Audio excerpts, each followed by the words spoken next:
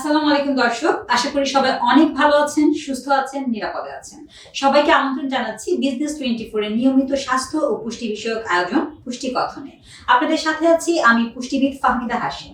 দর্শক, আমাদের আজকের আলোচ্য বিষয় রান্নায় প্রাকৃতিক উপাদানের ব্যবহার।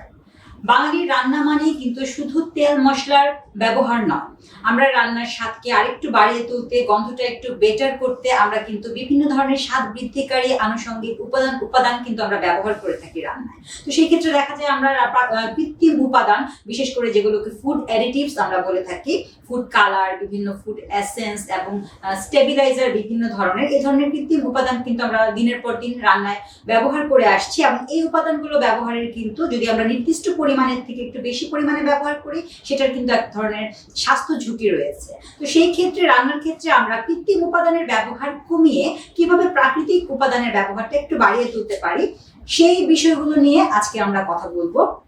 এবং সেই ব্যাপারে কথা বলতে আজকে আমাদের মাঝে অতিথি হিসেবে উপস্থিত আছেন কালিনারি এক্সপার্ট এবং ওনার অফ সায়দা কিচেন, দিল আফরোজ সায়দা আপা। আমাদের দেশে প্রথম সারির যে পত্রিকাগুলো রয়েছে, প্রথম আলো, ভোরের ডাক, সমকাল, এই ধরনের পত্রিকাগুলো কিন্তু রান্নার যে পাতা থাকে, সেই পাতাগুলো খুললে কিন্তু আবার বিভিন্ন ধরনের রান্না এবং বৈচিত্র্যের ভরপুর রান্নার ছবি কিন্তু আমরা দেখতে পাই। এছাড়া শুধু ফুড কুকিং এর ক্ষেত্রেই নয়, বিভিন্ন ফুড ডেকোরেশন এবং ফুড হাইজিন নিয়েও কিন্তু উনি বিভিন্ন ধরনের ট্রেনিং এবং প্রশিক্ষণ নিয়ে এসেছেন। তো রান্নায় আমরা কিভাবে প্রাকৃতিক উপাদানের ব্যবহার বাড়াতে পারি, সেই বিষয়ে আমরা আশা করি আজকের আলোচনা থেকে চমৎকার কিছু গাইডলাইন পাবো। সেই পর্যন্ত সাথী থাকবেন। আপা কেমন আছেন? খুব ভালো আছি। আপনাকে অসংখ্য ধন্যবাদ আমাদের পুষ্টি কথনে আজকে কিছুটা সময় দেওয়ার জন্য। আপা, আজকে আমরা কথা বলবো রান্নায় প্রাকৃতিক উপাদানের ব্যবহার নিয়ে। অর্থাৎ আমরা বিভিন্ন ধরনের কৃত্রিম উপাদান ব্যবহার করে থাকি রান্নায়, আর্টিফিশিয়াল অ্যাডিটিভস যেগুলো আমরা বলি। আপনি যদি কয়েকটা অ্যাডিটিভস এর নাম প্রথমে একটু আমাদেরকে বলতেন, যে কি ধরনের কৃত্রিম উপাদান আসলে আমরা রান্নায় ব্যবহার করি? আসলে অনেক সময় আমি প্রথমেই বলে নিচ্ছি যে এটা কেন করে। এটা আসলে অনেক সময় খাবারের পরিমাণটা বাড়ানোর জন্য করে থাকে, অনেক সময় খাবারটা যেন নষ্ট না করা হয় সেই জন্য করে থাকে। যারা এটা নিয়ে বিজনেস করে তারা মনে করে এটা সেল না করে কি করবে, এটা যেন বেশি দিন রাখা যায় সেই জন্য এটা করে, সংরক্ষণের জন্য করে থাকে। তো এইখানে ক্ষেত্রে যেমন কালারটা ইউজ করা হয় মানে সৌন্দর্যের জন্য, দেখতে ভালো দেখা যাওয়ার জন্য। তারপরে অনেক সময় মিষ্টিতে দেখবেন খুব সাদা করা হয়, ফিটকিরি ইউজ করা হয়, সেটা মিষ্টিটাকে আরো বেশি সাদা করার জন্য করে, আকর্ষণীয় করে তোলার জন্য মূলত আছে। এরকম এক একটা পারপাসে তারা এক একটা জিনিস ইউজ করছে। তো বাসায় আসলে আমাদের এগুলি ইউজ না করলেও চলে। যে অনেক সময় আমাদের লেমন এসেন্স ব্যবহার করা হয়, সেটার বদলে কিন্তু আমরা লেবু পাতাই দিলেও কিন্তু ওই ফ্লেভারটা চলে আসতেছে। তার মানে ঘরের বিভিন্ন উপাদান দিয়ে আমরা আর্টিফিশিয়াল ব্যবহার করতে পারি। এগুলো নিয়ে আমরা একটু বিস্তারিত কথা বলবো। তো প্রথমে আমি আপনাকে একটু জানতে চাই যে আমরা টেস্টিং সল্ট, যেটাকে আমরা মনোসোডিয়াম গ্লুটামেট হিসেবে জানি, এটা আমরা প্রায় রান্নায় ঘরেই, আমরা যদি ফুড ইন্ডাস্ট্রিতে তো ইউজ হচ্ছে বিভিন্ন ফাস্ট ফুড বা চাইনিজ আইটেমে, আমরা ঘরের রান্নাতেও কিন্তু ব্যবহার করে থাকি। নুডলস রান্নার সময় দিচ্ছি, একটা চপ বানাতে গেলে দিচ্ছি। তো এইটা আসলে দিনের পর দিন আমরা যখন ইউজ করি, এটা দিয়ে প্রস্তুত করা খাবার বাচ্চাকে দিচ্ছি, আসলে এটা না দিয়ে এটার অল্টারনেটিভটা কি হতে পারে?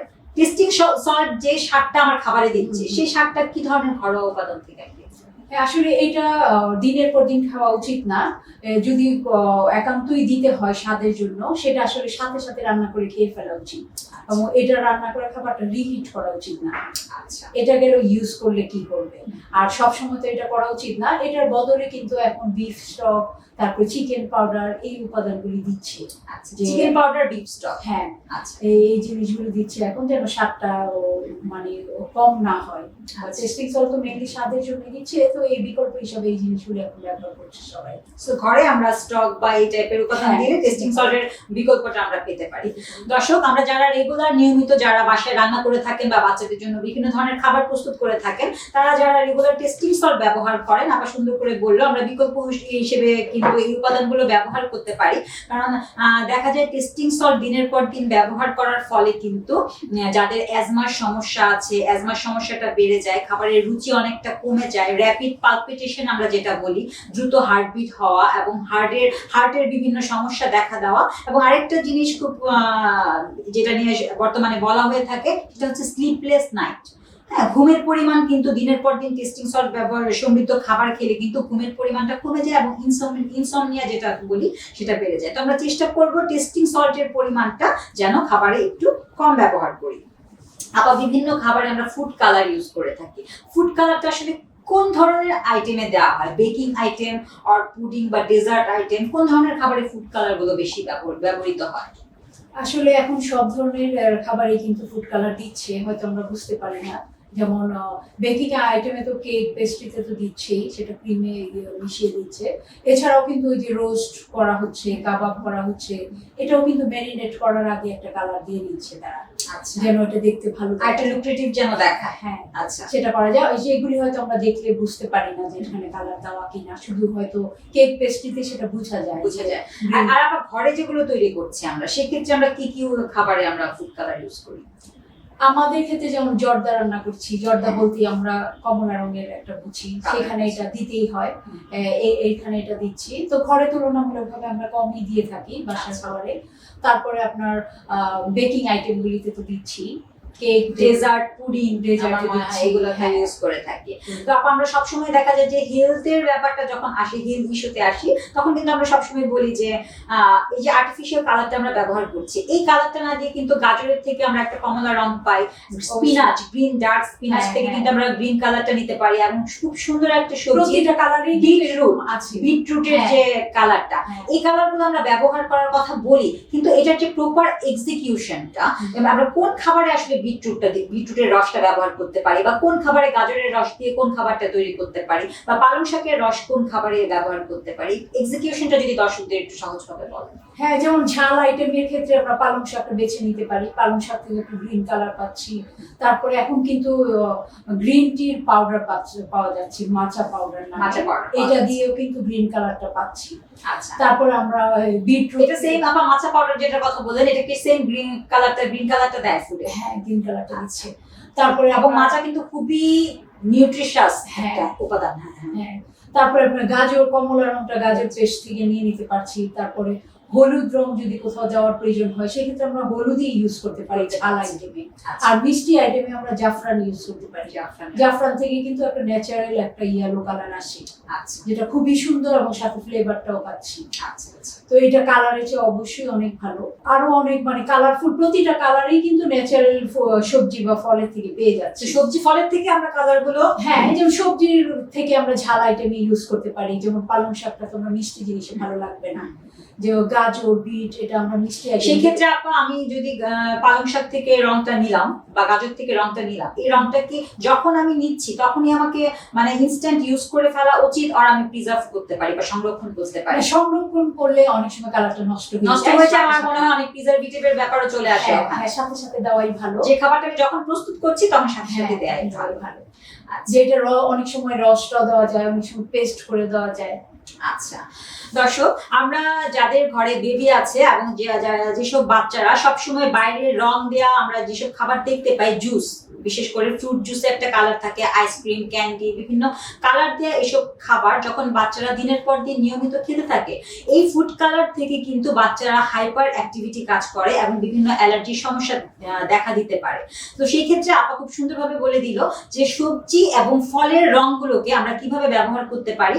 এই যে আমরা পালং শাক থেকে যে রংটা পাচ্ছি বা বিটরুটের যে রসটা পাচ্ছি, এগুলো কিন্তু আমরা একটা ডিম ভাজি করার সময় বা অমলেটের সাথে যদি মিক্স করে দিয়ে কালারটা ইউজ করতে পারি, বা যে কোনো একটা বাচ্চার জন্য একটা ব্রেড আইটেম তৈরি করতে যাচ্ছি, ওই কালারগুলো কিন্তু যে নাস্তায় বা শিশুর জন্য তৈরি করতে যাই, কালারগুলো কিন্তু আমরা নিয়ে মিক্স করে দিতে পারি। তো আমরা চেষ্টা করব বাচ্চাদের জন্য যে খাবার প্রস্তুত করি বা নিজেদের জন্য ঘরে যে খাবারগুলো তৈরি করি, সেক্ষেত্রে আমরা ফল ও সবজি থেকে নেয়া কালারগুলো যদি ব্যবহার করতে পারি, সেই ক্ষেত্রে আমাদের হেলথ হ্যাজার্ড যেটা আছে সেটা একটু কমে আসতে পারে। আপা, এখন তো প্রসেস মিটের ব্যবহার অনেক বেড়ে গিয়েছে। আমরা যদি বাইরের কান্ট্রিগুলোতে দেখি, ওরা কিন্তু সবসময় প্রসেস মিটই ইউজ করছে, কারণ ইজি প্রিপেয়ারিং, ইজি মেকিং, তারা বাইরে থেকে নিয়ে আসছে। আমাদের দেশে সময় কম লাগছে। আমাদের দেশে কিন্তু প্রচলনটা ইদানিং একটু বেশি দেখা যাচ্ছে, ওই সেম কারণে ইজি প্রিপেয়ার হচ্ছে। হয়তো আমি একটা স্টেক করব, এই পিসটা সুন্দরভাবে এরকম ভাবে দোকানে কিনতে পাওয়া যাচ্ছে, বা আপনি কিউবের কথা বললেন বা স্টকের কথা বললেন, রেডিমেড পাওয়া যাচ্ছে। তো এই কারণে আমরা কিনে আনছি একটা খাবার প্রিপেয়ার করার সময়। তো দেখা যায় যে প্রসেস মিটে আসলে সোডিয়াম নাইট্রেটের পরিমাণ অনেক বেশি থাকে, লবণের পরিমাণ অনেক বেশি থাকে, যেটা হাইপারটেনশনের রোগী বা কার্ডিওভাস্কুলার রোগীদের জন্য অনেক ক্ষতিকারক একটা জিনিস। তো সেই ক্ষেত্রে আপনার অ্যাডভাইস কি হবে, আসলে ঘরে প্রিপেয়ার করা মাংসটা ইউজ করা বা প্রসেস মিটটা অ্যাভয়েড করা কিনা? অবশ্যই অ্যাভয়েড করা উচিত, কারণ এটা মানে দিনের পর দিন খেতে থাকলে অনেক সময় মানে ক্যান্সারের ঝুঁকিটাও বাড়ায়। আচ্ছা এই ক্ষেত্রে আসলে স্যালারি কিছুটা বিকল্প হিসেবে কাজ করে। আচ্ছা, স্যালারিটা সোডিয়াম নাইট্রেটের বিকল্প হিসেবে কিন্তু স্যালারি কি সবজিটা? হ্যাঁ, স্যালারির যে রসটা। হ্যাঁ, আচ্ছা, এটাও কিন্তু অনেক সময় বিকল্প হিসেবে কিছুটা কাজ করে। এটা দিয়ে আমরা মিটের সাথে এই করে হ্যাঁ, নিতে পারি এটাতে একটা process। হ্যাঁ মিটের সাথে প্রসেস করতে মানে পারি। প্রসেস মিটে যে আমরা যে ফ্লেভারটা পাচ্ছি, পিঙ্কিশ একটা কালার বা হ্যাঁ, সল্টি ফ্লেভারটা হ্যাঁ, স্যালারির রস দিয়ে আমরা সেটা স্যালারি নিতে পারি। এটা অনেক সময় যে স্টকের ক্ষেত্রেও কিন্তু ইউজ করা হয়। আচ্ছা, অ্যারোমেটিক ভেজিটেবল হিসেবে কিন্তু স্যালারিটা ইউজ করা, এবং আমার মনে হয় স্যালারিটা অ্যাভেলেবেল যথেষ্ট, এবং স্টক মলিকুল সব দোকানেই পাওয়া যাচ্ছে। আচ্ছা, তো এই কারণে আমাদের উচিত আসলে বাসার তৈরি করা খাবারটাই বাচ্চাদেরকে দেওয়া উচিত, বা আমাদের নিজেদেরও খাওয়া উচিত। মাংসটা নিজেরাও প্রিপেয়ার করে করে নিলে ভালো হয়। ভালো হয়। দর্শক, এক্ষেত্রে একটু বলে রাখি, প্রসেস মিটের যে ব্যাপারটা আছে সেটাতে কিন্তু সোডিয়াম নাইট্রেটের পরিমাণ অনেক বেশি থাকে, এবং যেসব জায়গায় যেসব মানুষরা দেখা যায় যে প্রসেস মিট বেশি ব্যবহার করে, সেক্ষেত্রে সোডিয়াম নাইট্রেট থেকে কিন্তু নাইট্রাস অ্যামাইন নামক এক ধরনের উপাদান তৈরি হয়, যেটা স্টমাক ক্যান্সারের ঝুঁকি 70% পর্যন্ত বাড়িয়ে থাকে। তো সেই ক্ষেত্রে আবার খুব চমৎকার একটা তথ্য কিন্তু দিল যে প্রসেস মিট থেকে আমরা যে সল্টি ফ্লেভারটা পাই, পিঙ্কিশ কালারটা পাই, সেই টেক্সচারটা আমরা পেতে পারি স্যালারি নামক একটা সবজি আছে সেটার রস থেকে বা এক্সট্রাক্ট থেকে আমরা প্রসেস মিটের কিছুটা ফ্লেভারও কিন্তু নিয়ে আসতে পারি। তো সেই ক্ষেত্রে আমার মনে হয় যে বাসায় প্রিপেয়ার করা মিটটা ইউজ করা সবার জন্যই আমাদের জন্য ভালো। আবার আমরা খাবারকে অনেক সময় সংরক্ষণ করার ক্ষেত্রে অনেক কিছু খাবার আছে, যেমন পুডিং, আইসক্রিম, সস, এই খাবারগুলোকে ঘন করতে বা জমাট বাঁধানোর জন্য আমরা অনেক সময় গার্গাম বা জ্যানথাম এই ধরনের স্ট্যাবিলাইজার ইউজ করে থাকি। তো এগুলা ইউজ না করে কি কোনো ঘরোয়া উপাদান বা প্রাকৃতিক কোনো উপাদান আছে কিনা যেটা দিয়ে আমরা খাবার ঘনত্ব বাড়াতে পারি বা জমাট বাঁধাতে সাহায্য করতে পারি? হ্যাঁ, অবশ্যই আছে। এই ক্ষেত্রে ডিম সবচেয়ে ভালো করে, যে পুডিং এর জমাট বাঁধার কাজটা ডিমই কিন্তু করে ডিম থাকে। থেকে আছে। হ্যাঁ, ডিম আছে। তারপরে যেমন চাইনিজ ফুডে ঘন করার জন্য কর্নফ্লাওয়ারটা ব্যবহার করা হয়, ইংলিশ ফুডে ময়দা ব্যবহার করা হয়। এরকম প্রত্যেকেরই ন্যাচারাল কিছু জিনিস আছে যেটা দিয়ে ওরা ঘন করার কাজটা করে।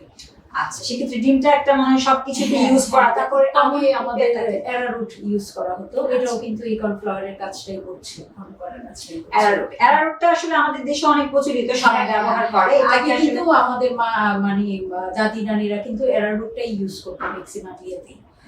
এখন আমরা কর্নফ্লাওয়ার করছি, ময়দা করছি। এটা ছাড়াও বিভিন্ন জেলি টেলি জমানোর জন্য প্যাকটিন ইউজ করা হয়। প্যাকটিন, চায়না গ্রাস, আগার আগার। এই যে প্যাকটিন বা চায়না গ্রাস, এই উপাদানগুলো তো মানে একটা নির্দিষ্ট স্পেসিফিক অ্যামাউন্টে ইউজ করা হয়। হ্যাঁ, একটা মাপ আছে, সেই পরিমাণে গ্রাম হিসাবে। যেমন 1 লিটার দুধে সাধারণত 20 গ্রাম দেওয়া হয়, বেশি লাগে না। সেক্ষেত্রে আমরা এভাবে ঘরোয়া ভাবে জমাট বাঁধানোর কাজটা করতে পারি। অবশ্য দেখা যায় যখন ফুড ইন্ডাস্ট্রিতে যখন কোনো খাবার তৈরি হয় সেটার প্রিপারেশনটা অবশ্যই ডিফারেন্ট আলাদা। আবার আমরা যখন ঘরে নিজেরা যেটা এই চেষ্টাগুলো আমরা আসলে ঘরের ক্ষেত্রে, ঘরে খাবার তৈরির ক্ষেত্রে করতে পারি আসলে। আর ফুড ইন্ডাস্ট্রিতে তো একটা খাবার যেমন একটা জেলি বা জ্যাম বা এটা তো আসলে অনেকদিন তাদের তো সংরক্ষণের প্রয়োজন হচ্ছে, লম্বা প্রয়োজন হয়, সেক্ষেত্রে কিন্তু বাধ্য তারা দিতে বাধ্য। কিন্তু আমাদের বাসার জন্য তো আমরা সাথে সাথে খেয়ে ফেলছি, সেক্ষেত্রে এটা না দিলেও চলছে, চলছে। এই কারণে আসলে ঘরের খাবারকে যতটা বেশি প্রাধান্য দেওয়া যায় সেক্ষেত্রে ততটাই ভালো। হ্যাঁ, ফ্রুক্টোজ কর্ন সিরাপ, এটা কিন্তু বর্তমানে প্রচুর ব্যবহৃত হচ্ছে। আসলে কোন কোন খাবারগুলোতে আমরা এই সিরাপটা ইউজ করে থাকি? এটা সাধারণত জেলি, ডেজার্ট, দই, কেচাপ, এগুলিতে সাধারণত মিষ্টি জাতীয় খাবারগুলোতে আমরা ব্যবহার করি। এটা ছাড়াও অনেক সময় আমাদের যে ফন্ডেন্ট কেকগুলি যে বানানো হয়, এই ফন্ডেন্টটা করার সময় মানে বেকিং আইটেম যেগুলো কেকগুলো ডেকোরেশনের জন্য। আচ্ছা, তো ফ্রুক্টোজ কর্ন সিরাপ এটা ব্যবহার না করে আমি অন্য কোনো উপাদান ব্যবহার করতে পারি কিনা? আর্টিফিশিয়াল সুইটনার বা মিষ্টি ফল? হ্যাঁ, অবশ্যই মিষ্টি ফল করা যায়। মিষ্টি যে ফলগুলি মিষ্টি সেগুলি পেস্টটা ইউজ করা যায়, মধু ইউজ করা যায়। তারপরে অনেক সময় এটা মানে এটা চিনির পরিমাণে কম লাগে, সেই জন্য অনেকটা ব্যবহার করা হয়। এটা মূলত এই উপাদানটা একটা চিনির ঘন সিরাপের মতো। হ্যাঁ, সহজে মিক্সড করে ফেলা যায়। তো সেক্ষেত্রে আমরা মিষ্টি ফলের কথা যদি বলি, সেক্ষেত্রে কোন ফলগুলোকে আসলে আঙুর বা এই টাইপের? হ্যাঁ, আঙুরটা ন্যাচারালি মিষ্টি থাকে, ডালিমটাও মিষ্টি থাকে, এগুলো যে জিনিসও আমরা যোগ করতে পারি। তো এগুলোকে আমরা ফ্রুক্টোজ কর্ন সিরাপে বিকল্প হিসেবে ব্যবহার করতে পারি। দর্শক, আমরা দীর্ঘদিন যারা, বিশেষ করে যারা কুকিং এর সাথে জড়িত আছেন, যারা প্রতিনিয়তই নতুন নতুন কিছু রান্না করছেন এবং রান্নায় সবসময় ফ্রুক্টোজ কর্ন সিরাপটা ব্যবহার করছেন, এখানে সামান্য শেয়ার করে রাখি যে ফ্রুক্টোজ কর্ন সিরাপটা কিন্তু বর্তমানে বাইরের কান্ট্রিগুলোতে কিন্তু অনেক দেশে অনেক জায়গায় কিন্তু ব্যান হয়ে গেছে, কারণ ফ্রুক্টোজের পরিমাণ এই সিরাপটাতে কিন্তু ডিরেক্ট ফ্রুক্টোজের পরিমাণটা অনেক বেশি। আমাদের দেহে কিন্তু গ্লুকোজ মেটাবলিজম একটা স্পেসিফিক ওয়েতে হয় এবং ফ্রুক্টোজ মেটাবলিজমটা কিন্তু সেই তুলনায় গ্লুকোজের থেকে একটু ডিফারেন্ট।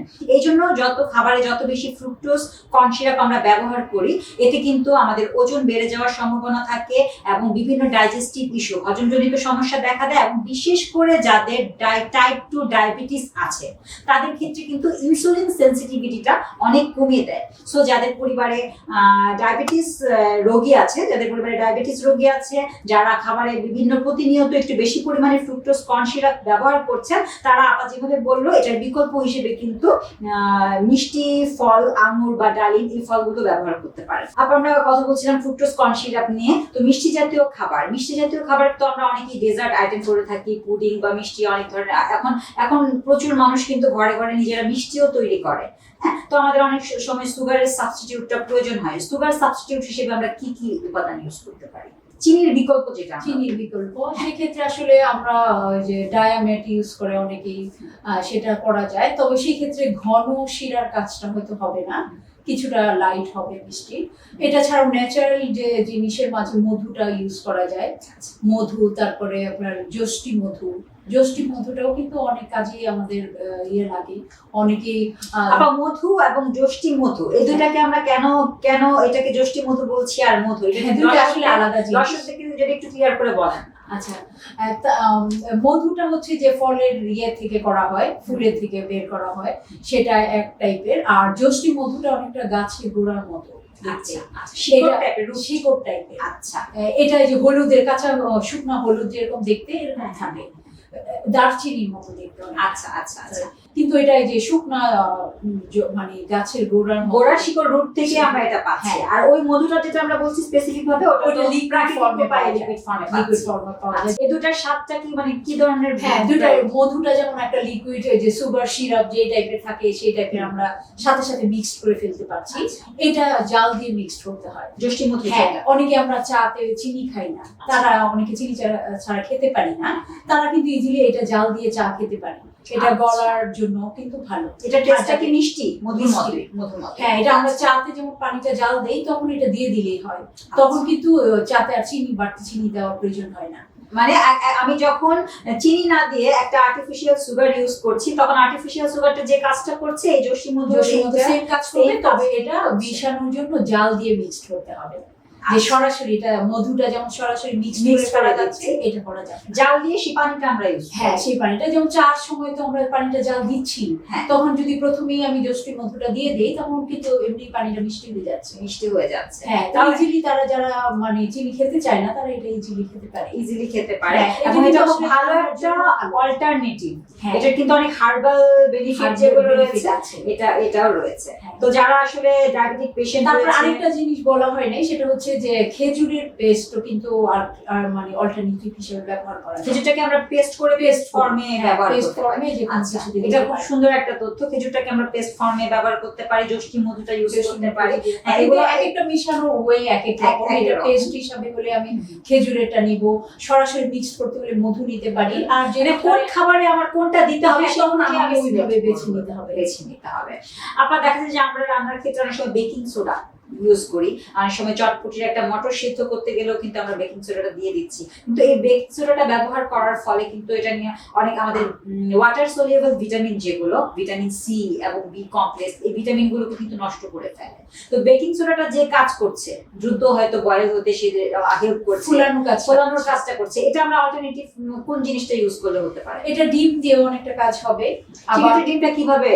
ডিমটা যেমন আমরা কেকে ডিম দিচ্ছি, হ্যাঁ ময়দা দিচ্ছি, একসাথে মিক্সড করে এটা দিচ্ছি, তখন এই ডিমের কারণে ন্যাচারালি এই জিনিসটা ফুলবে কিছুটা, ফোমের মতো একটা হ্যাঁ। পাফি ভাব চলে আসে। তারপরে আমরা যে বিট করি, অনেক সময় বিট করে এটাকে ফোম করে ফেলি, তখন কিন্তু আর বেকিং পাউডারটা লাগছে না। আমরা স্পঞ্জ কেক করি যে, তখন কিন্তু কোনো বেকিং পাউডার ইউজ লাগছে না, এটা অটোমেটিকলি ডিম থেকে ফোম হয়ে যাচ্ছে, তখন এমনি কিন্তু ফুলে যাচ্ছে, এটা আলাদা দিতে হয় না। আর বেকিং সোডা একটু স্ট্রং বেকিং পাউডারের চেয়ে। বেকিং পাউডারটা নর্মালি আমরা লিকুইড জিনিসে দিয়ে থাকি, আর ড্রাই জিনিসে আমরা বেকিং সোডাটা ইউজ করি। তো ইজিলি এই দুইটার বিকল্প হিসাবে এইভাবে করা যায়, এবং এই দুটো জিনিস কিন্তু আমরা প্রচুর ব্যবহৃত হয়, প্রচলিত আমাদের ঘরে ঘরে সবকিছুতে, বেকিং সোডা এবং বেকিং পাউডার। তো সেই ক্ষেত্রে আসলে অল্টারনেটিভ গুলো যদি আমরা ব্যবহার করতে পারি, আমাদের হেলথ হ্যাজার্ড গুলো একটু কমে যায়। আমরা বিভিন্ন ফুড অ্যাডিটিভস নিয়ে আপনার কথা বললাম, ফুড কালার নিয়ে, ফুড এসেন্স নিয়ে, স্টেবিলাইজার নিয়ে। এখন আমরা সবসময় বাঙালি ভোজন রসিক, আমরা বাঙালিরা হচ্ছে ভোজন রসিক, আমাদের সবসময় চিন্তা থাকে কিভাবে খাবারের স্বাদটা আরেকটু বাড়াবো, কিভাবে স্বাদের আমার রান্নার ফ্লেভারটা আরেকটু বেশি ভালো হবে। তো আসলে খাবারের স্বাদ ও গন্ধ যখন আমি বাড়াতে চাই, তখন আমরা হার্বস, ন্যাচারাল হার্বস যার কথা বলি, সে কি কি ধরনের হার্বস আমরা ব্যবহার করতে পারি? এইখানে যেমন আমরা পুদিনা পাতা, ধনে পাতা, এলাচি, দারচিনি, এগুলি আমরা দেশি আইটেমে ব্যবহার করে থাকি। বাইরেরও অনেক স্যালারি ইউজ করা হয়, পার্সলে ইউজ করা হয়। প্রত্যেকটা দেশেরই এরকম আলাদা আলাদা কিছু হার্বস আছে যেটা ওরা ওই রান্নায় ব্যবহার করে। মানে যেটা আমাদের করা উচিত না, আমাদের দেশি একটা রান্নায় আমরা স্যালারি দিব না বা ওদের হার্বস গুলি ইউজ করবো না। মানে স্পেসিফিক হার্বস গুলো আসলে ব্যবহারটা খুব স্পেসিফিক মানে সব হার্বস সব তরকারিতে দেওয়া যাচ্ছে না। তো আমরা দৈনন্দিন ঘরে যে তরকারিগুলো রান্না করি, স্বাভাবিক খাবারে আমাদের দৈনন্দিন খাদ্য তালিকায় যা থাকে, সেই তরকারিগুলোতে আসলে কোন ধরনের হার্বস? এখানে আমরা বেশিরভাগ ধনে পাতা দেই, তরকারিটা নামানোর সময় সুন্দর একটা ফ্লেভার আসে। লেবু পাতা ইউজ করি, পুদিনা পাতা দেই, তুলসী পাতা দেই, এরকম আমাদের আশেপাশে আছে এরকম অনেক জিনিসই আমরা ব্যবহার করছি। ধনে পাতা, পুদিনা পাতা, তুলসী পাতা, এগুলো আমরা নেচারাল যে তরকারিগুলো রান্না করি সেগুলোতে দিতে পারি। ধনে পাতা, পুদিনা পাতা, কারি পাতা, তাহলে আমরা দৈনন্দিন যে খাবারগুলো রান্না করছি ওগুলোতে আমরা সবসময় ব্যবহার করতে পারি। আর আমরা সবসময় সালাদ, দেখা যায় ঘরে ঘরে সালাদের আইটেম একটা সবসময় থাকে। তো আমি যদি সালাদের ভিতরে হার্বস অ্যাড করতে চাই, সেক্ষেত্রে আমি কি ধরনের হার্বস সালাদে দিতে পারি? হ্যাঁ, এই ক্ষেত্রে আমাদের ধনে পাতা, পুদিনা পাতা এগুলি ইউজ করতে পারি। তারপরে আপনার অনেক সময় মানে লেমন গ্রাস পাওয়া যায়, অনেক সময় সেটাও দেওয়া যায়, এটারও ফ্লেভারটা অনেক ভালো। সাধারণত স্যুপে আমরা বেশি দিই লেমন গ্রাসটা। হ্যাঁ, সেক্ষেত্রে পুদিনা পাতাটা কি আবার পেস্টের মতো করে সালাদে ইউজ করা যেতে পারে? হ্যাঁ, অনেক সসেও তো আসলে দেয় সালাদে, সেটা ড্রেসিং টাইপের আগে ড্রেসিং করে তাহলে পুদিনা পাতার একটা ফ্লেভার আসবে, সেটার সস তৈরি করে সেটা করা যায় সালাদে। আর এটা ছাড়াও অনেক সময় লেবু পাতা দেওয়া হয়। লেবু পাতা কিন্তু একটা স্ট্রং একটা ফ্লেভার আসে, সেটা সালাদে আমরা দিতে চাইলে অ্যাড করতে পারি। দর্শক, আমরা যদি প্রতিদিনের রান্নায় বা রান্নার পদ্ধতিতে কৃত্রিম উপাদানের ব্যবহার কমিয়ে আনতে চাই, তবে সেই ক্ষেত্রে অবশ্যই আমাকে প্রাকৃতিক উপাদান বা ন্যাচারাল হার্বস যেটা আমরা বলি, সেই হার্বস সম্পর্কে আমাদেরকে জানতে হবে। আমরা যত হার্বস ব্যবহারের পরিমাণ বাড়াতে পারবো, ততই কিন্তু কৃত্রিম আর্টিফিশিয়াল যে উপাদানগুলো আছে সেগুলোর ব্যবহার কমাতে পারবো। আপা খুব সুন্দরভাবে বললেন, সালাদে চাইলে আমরা বিভিন্ন হার্বস কিন্তু অ্যাড করতে পারি, ধনে পাতা, পুদিনা পাতা। সেক্ষেত্রে পুদিনা পাতা হার্বসের বেনিফিট যদি আমরা একটু দেখি, পুদিনা পাতায় কিন্তু স্ট্রং অ্যান্টিঅক্সিডেন্ট রয়েছে, মেন্থল রয়েছে এবং ফাইটোনিউট্রিয়েন্ট রয়েছে, যেগুলো স্ট্রং আমাদের খাবার হজমকারী যে এনজাইমগুলো, সেই এনজাইমের পরিমাণ বাড়িয়ে দেয় এবং খাবার হজমে সহায়তা করে। এবং ধনে পাতা যেটা রয়েছে, ধনে পাতাতে কিন্তু প্রচুর পরিমাণে ভিটামিন এ এবং সি রয়েছে, যেটা আমাদের রোগ প্রতিরোধ ক্ষমতা বৃদ্ধি করে। এবং স্পেশালি ডায়াবেটিকের পেশেন্ট যারা আছেন তাদের জন্য কিন্তু ধনে পাতার ভর্তা বা ধনে পাতার চাটনিটা খুব উপকারী, কারণ এটা সুগার কন্ট্রোল রাখতে সাহায্য করে। তো আমরা যত কৃত্রিম উপাদানের ব্যবহার কমাতে চাইবো, সেই ক্ষেত্রে আমাদের ন্যাচারাল হার্বস যেগুলো স্ট্রংলি একটু খাবারে ফ্লেভার দিচ্ছে, এই উপাদানগুলোর ব্যবহার কিন্তু আমাদেরকে ততটা বাড়াতে হবে। আপা, আমরা প্রোগ্রামের প্রায় শেষ দিকে চলে এসেছি। এখন আমরা যেটা নিয়ে জানতে চাইবো সেটা হচ্ছে ইনস্ট্যান্ট মশলা, যেটা স্পাইস। ইদানিং প্রচুর, আমি কোনো নাম মেনশন করছি না, বাট ইনস্ট্যান্ট মশলাটা এখন সবাই ব্যবহার করে। একটা সবজি রান্না করছি, রান্নার শেষে আমি দিয়ে দিলাম, একটা কারি রান্না করছি, কারির শেষে আমি দিয়ে দিলাম। তো দেখা গেছে যে ইনস্ট্যান্ট মশলা যেগুলো, ওগুলোর ইনগ্রেডিয়েন্টের ভিতর কিন্তু প্রচুর উচ্চ মাত্রার একটা সোডিয়াম থাকে, যেটা হাইপারটেনশন রোগীদের জন্য অনেক হার্মফুল বা লবণের পরিমাণ স্বাভাবিকভাবে বেশি থাকে। তো এই মশলাটা ব্যবহার কেমন হওয়া উচিত এবং এটা না দিয়ে আমরা সেই সেম ফ্লেভারটা বা স্বাদটা কিভাবে পেতে পারি? হ্যাঁ, আসলে সব জিনিসই মানে সংরক্ষণ করার জন্য যে সোডিয়াম বেঞ্জো, এটা অনেক সময় ব্যবহার করা হয় যেন এটা বেশি দিন থাকে। তো এইটার মানে প্যাকেট মশলায় যে জিনিসগুলি দেওয়া থাকে এটা কিন্তু আলাদাভাবে আমরা রেডি করে ফেলতে পারি। যেমন কাবাব মশলার জন্য প্যাকেট ইউজ করে, অনেক সময় বাঁচানোর জন্য মনে করে যে প্যাকেট দিলে এতগুলি মশলা রেডি করতে হবে না, বানাতে হবে না, ইজি প্রিপেয়ার ইজি সময় বাঁচানোর জন্য সবাই এখন ইউজ করছে। কিন্তু এটা আসলে আমরা আলাদাভাবে ঘরেই করে ফেলতে পারি। যেমন গরম মশলা পাউডার, এটা কিন্তু করে নিলে এটা সবকিছুতেই লাগছে। একটা মাংসে লাগছে, বিরিয়ানিতে লাগছে, তারপরে যে কোনো মানে মুরগি বলেন, গরু বলেন, সব মিটেই কিন্তু এই মশলাটা মানে নরমাল যেসব তরকারি। হ্যাঁ, তো এটা যদি আমরা মানে একবারে রেডি করে রেখে দেই, এটা প্রায় 1 বছর পর্যন্ত থাকবে। আচ্ছা, গরম মশলার পাউডার যেটা পাউডার ফর্মে আছে। হ্যাঁ, এইভাবেই প্রতিটা মশলাই ড্রাই জিনিস দিয়ে যদি আমরা গুঁড়া করে রেখে দেই তাহলে এটা অনেক দিন থাকবে। তো সেইভাবে ইজিলি আমরা বাসায় করতে পারি। তো সেই ক্ষেত্রে আমরা ইনস্ট্যান্ট মশলা যে জায়গাগুলোতে ব্যবহার করছি সেই জায়গায় আমরা এই মিক্স মশলা পাউডারটা করে নিতে আলাদাভাবে যেমন কিছু এটার একটা মাপ আছে, হয়তো যে আপনার এলাচি, দারচিনি, এই জিনিসগুলো আমরা আলাদাভাবে দিচ্ছি, এটা আমরা চাইলে গুঁড়া করে ফেলতে পারি। আচ্ছা, এলাচি, দারচিনি, লবঙ্গ পাউডার ফর্মে নিয়ে আসতে হ্যাঁ, পাউডার ফর্মে নিয়ে আসতে পারে। তো দর্শক, ইনস্ট্যান্ট মশলা এখন কিন্তু আমাদের বহুল ব্যবহৃত একটি জিনিস। ইনস্ট্যান্ট মশলাতে কিন্তু প্রচুর পরিমাণে লবণের মাত্রাটা অনেক বেশি থাকে, হাই সোডিয়াম আমরা বলতে পারি যদি খাবারের দিক সোডিয়ামের মাত্রার দিকে দেখি। তো যাদের পরিবারে হাইপার টেনশনের রোগী আছে বা হৃদরোগে আক্রান্ত কোনো ব্যক্তি আছে, কার্ডিওর কোনো সমস্যা আছে, তাদের ক্ষেত্রে কিন্তু অবশ্যই যে কোনো রান্নায় ইনস্ট্যান্ট মশলাটা ব্যবহার করা স্বাস্থ্যসম্মত নয়। সেক্ষেত্রে আপা যেগুলো বললেন, ইনস্ট্যান্ট মশলাটা থেকে আমি যা পাচ্ছি, যে ফ্লেভার বা স্বাদটা পাচ্ছি, সেই একই কাজ কিন্তু আমি আমাদের নর্মাল স্পাইস যেগুলো রয়েছে, দারুচিনি, এলাচি, এগুলো কিন্তু আমরা পাউডার ফর্মে যদি ব্যবহার করতে পারি, সেই সেম ফ্লেভার এবং স্বাদটা কিন্তু আমরা রান্নায় নিয়ে আসতে পারি। আবার আমরা প্রোগ্রামের প্রায় শেষ দিকে চলে এসেছি।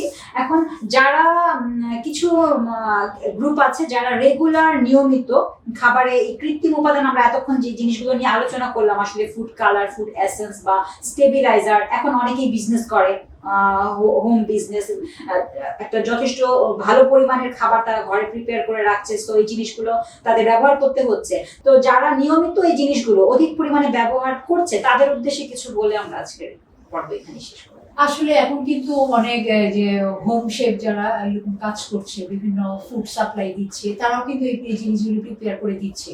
আমাদের একান্ত প্রয়োজন হলে আমরা বাইরে থেকে না কিনে এখান থেকে নিতে পারি। তাতে তারা বাসায় জিনিসটা তৈরি করছে হাইজেনিক উপায়ে, তখন এটা মানে এটা ইজিলি তখন আমরা ব্যবহার করতে পারি বাইরে কেনা জিনিস না করে।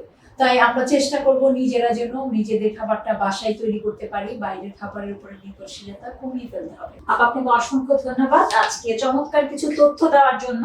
আসলে এই জিনিসগুলো যদি মানুষের আমাদের নলেজে থাকে, প্রাকৃতিক উপাদানের ব্যবহারটা যখনই আমরা বাড়াতে পারবো, তখনই কিন্তু আর্টিফিশিয়াল উপাদানের ব্যবহারটা কমাতে পারবো। আশা করি এই তথ্যগুলো দর্শকদের অনেক কাজে লাগবে। আপনাকে আবারও অসংখ্য ধন্যবাদ। দর্শক, আমরা খাবারের প্রতিদিনের রান্নায় কিভাবে কৃত্রিম উপাদানের ব্যবহার কমিয়ে আনতে পারি এবং প্রাকৃতিক উপাদানের ব্যবহার কিভাবে বাড়িয়ে তুলতে পারি সেই সম্পর্কে কিন্তু আপনার কাছ থেকে চমৎকার একটা গাইডলাইন পেলাম। এবং আমরা এখন থেকে চেষ্টা করব যে ন্যাচারাল হার্বস যেগুলো রয়েছে, পুদিনা পাতা, ধনে পাতা এবং যে আপা যষ্টি মধুর কথা বললো, এই ধরনের উপাদানগুলো এবং প্রাকৃতিক উপাদানগুলো খাবারে যথেষ্ট পরিমাণে ব্যবহার করার জন্য।